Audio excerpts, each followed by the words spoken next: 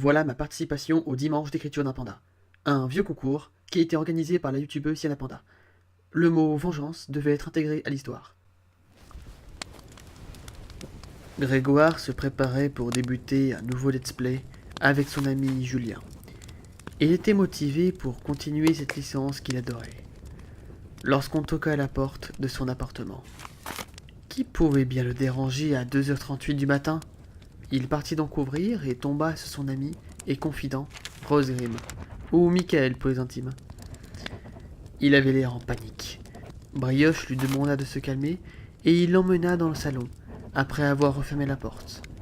Il partit chercher un verre d'eau pour son ami avant de lui demander « Eh ben, pourquoi es-tu en panique comme ça ?» Rose Grimm avait la tête dans les mains.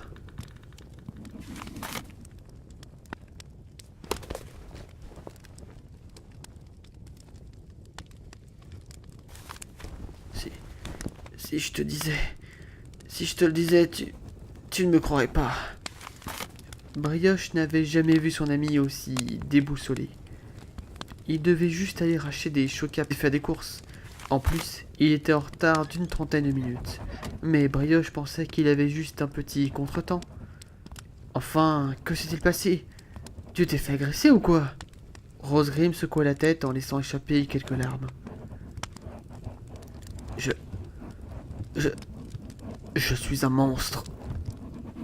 Brioche comprit que quelque chose n'allait vraiment pas, et son ami n'était pas prêt de le lui dire. Il prit Rose Grimm dans ses bras pour essayer de le calmer, mais rien n'y fit. Il partit se coucher sans rien dire de plus. Brioche resta assis là. Il avait totalement oublié qu'il s'apprêtait à filmer un épisode de son nouveau let's play avec Sifano. Mais il remarqua que Michael avait oublié son téléphone sur la table du salon. Il le prit en se demandant s'il n'y avait pas un indice sur son comportement. Oui, quelqu'un l'avait bien appelé pendant qu'il était absent. Brioche reconnut l'image de son autre ami, Sifano, et il décida de sortir sur leur petit balcon, là où il était sûr que Rose Grimm ne l'entendrait pas. Et il appela Julien. Ce dernier répondit, mais nia avoir appelé Rose Grimm. Il lui apprit même que cela faisait une semaine qu'il n'avait pas parlé à Michael. Pour la première fois, Grégoire pensait que Julien lui cachait quelque chose. Mais cela ne ressemblait pas vraiment à Sifano de lui cacher autant de choses. S'il disait la vérité, pourquoi le téléphone de Grimm affichait plusieurs appels en provenance de Sifano? En remontant plus loin dans le répertoire, il remarqua d'autres appels de plusieurs de ses amis à des horaires et des dates illogiques. Puis, des numéros masqués. Beaucoup de numéros masqués. Trop de numéros masqués. Soudain, la sonnerie retentit, avec ce fameux numéro masqué.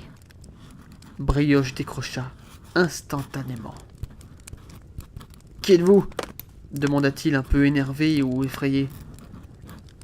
Une voix se fit entendre. Une voix rauque et grave. « Il est trop tard pour ton ami. Ma vengeance est faite. » Grégoire, apeuré, envoya le téléphone sur le canapé et courut vers la chambre de son colocataire. Il cria. La salle était recouverte de sang. Son ami gisait, attaché à son lit, en croix. Un symbole sataniste sur le mur, au-dessus du lit, et le corps de son ami, éventré. Il était blanc et sec, comme s'il ne restait plus aucune goutte de sang dans son corps.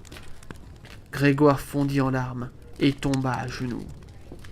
Quelques secondes plus tard, le téléphone fixe sonna, et le répondeur prit la même voix rauque et sombre que tout à l'heure. Ça sera bientôt ton tour, Super Brioche 666.